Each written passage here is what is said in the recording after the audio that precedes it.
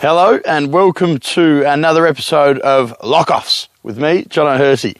Now, as we explained yesterday, Lockoffs is the principle behind having a knock-off during lockdown. So obviously we're all apart and we all need to come together over a fine bottle of wine and a beautiful bit of cheese.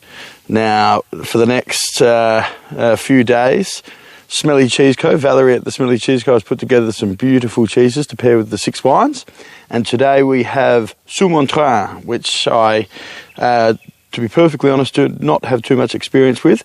So we'll taste that later on when we taste the wine. Now, happy Friday and welcome.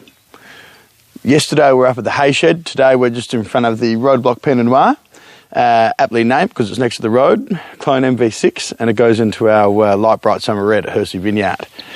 Now today we are tasting something probably a little bit more complex from the region of Morey within Côte-de-Nuit, within Burgundy. Now Morey is wedged between two fairly famous villages, Gevrey-Chambertin and Chambol-Musigny. Now both Gevrey-Chambertin and Chambol-Musigny have quite a distinct characteristic. Gevrey-Chambertin are very masculine wines with a lot of structure, and Chambol-Musigny are very delicate and ethereal and beautiful and pretty and lifted and perfumed, while a little bit more delicate on the palate.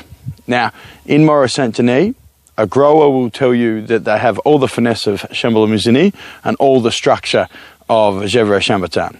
Now, if you're a grower in Gevrey-Chambertin or Chambol-Musigny, you'll say that Morey doesn't have the finesse of Chambol-Musigny or the structure of Gevrey-Chambertin. Now, I think you can read between the lines and realise that it is its own appellation, and it isn't either Chambol-Musigny or Gevrey-Chambertin. And there are, of course, going to be differences and similarities to either its northern or southern neighbour. For me, I definitely see maybe somewhat a Chambol aspect and somewhat a Gevrey aspect. For instance, let's look at Bon Mar. It's just this tiny little slither that borders. Bon Mar is a large sought-after Grand Cru, and it is located within Chambol-Musigny, but it actually probably has more to do with, in terms of character, Morey. For me, the wines of Morey have a little bit more blue fruit, a little bit more of a savoury edge. Yes, not as structured as Gevrey, but they're still firm. And yes, not as detailed or as perfumed, but they still definitely have some intricacies. Now, Morey is actually really quite a small village. It's only 150 hectares or thereabouts in total, and a good portion of that is Grand Cru. So you've got, like I said before, a tiny little slither of Bon Mar. You've got Clos de l'Ombre. You've got Clos de Tar, both of which, Clos de Tar is a monopole, meaning it's owned by one person, which is very rare in Burgundy. Clos de l'Ombre is owned predominantly by Domaine Clos de l'Ombre, but there is a tiny little bit owned by Domaine, just a garden space. It would be this corner here, enough to produce probably less than a barrel, so quite a rare wine. Then Clos de Tar, which is owned, used to be owned by the Mosselman family, I believe, but now is owned by a large corporate, and therefore prices are astronomically high. And Clos de la Roche. Clos de la Roche is a very, very structured, big, masculine vineyard and long-lived. And actually, I forgot, Clos Saint-Denis. And Clos Saint-Denis possibly has a little bit more of an ethereal character. Now, so you can walk from Gevrey to Chambol purely through Grand Crus, and as you come closer towards the village, that's where the band of Premier Crus are, starting from Auchan, which borders Chambertin, Gevrey-Chambertin, and goes through the city, through Rochot, and ends up down by Chambol-Musigny. Now, when a producer produces a wine that's just their village wine and not necessarily a Premier Cru or Grand Cru, they tend to have holdings, parcels throughout Morey. And what the beautiful thing about this is it gives you an ideal picture of what Morey looks like as a whole. So time to have a little taste. Very pretty, pure primary fruit.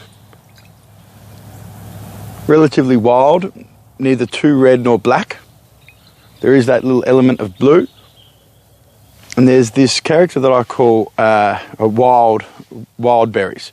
And that is, if you look at a wild bush that hasn't been pruned, the consistency of ripening will vary. So you'll get some slightly sort of fresher, higher tone, underripe berry characters, but then you'll also get this quite rich, lovely, moorish, borderline decaying, overripe berry characters as well. And it's really quite intriguing. You know, some people might also affiliate this with what's that bloody chocolate called, the forest one or whatever. Anyway, moving on. It's a beautiful spice, but not overwhelmingly so. Now let's have a look on the palate.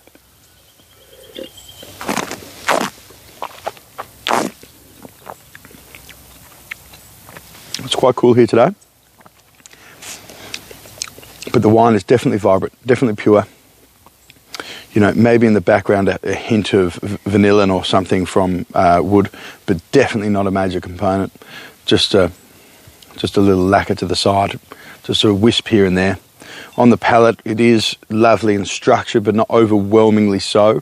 It doesn't come across aggressive. You don't get the feeling that the tannins dominate the wine, and the tannins that are there are definitely wrapped in a beautiful ripe fruit.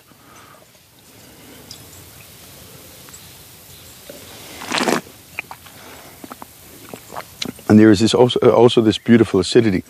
What happens quite a bit with Premier Crus and Grand Crus is that they were elevated to Grand Crus and Premier Crus not only because of maybe superior soil, but they also get a large amount of sunshine hours or warmth.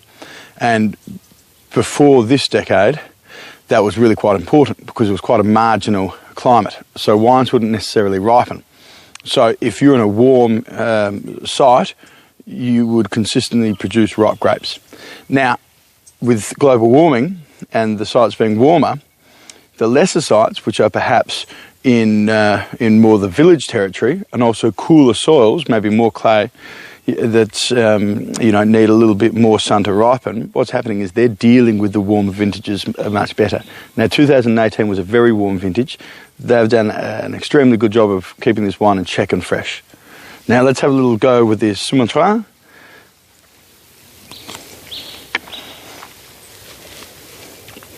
Very similar texture to Epoisse, and I did have it by the fire before to try and get it up to room temperature, but it wasn't necessarily as fluid as Epoisse. It's not as overpowering. It's really quite beautiful and creamy.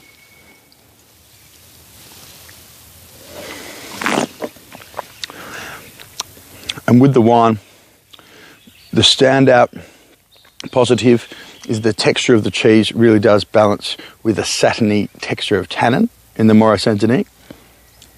It extends the length.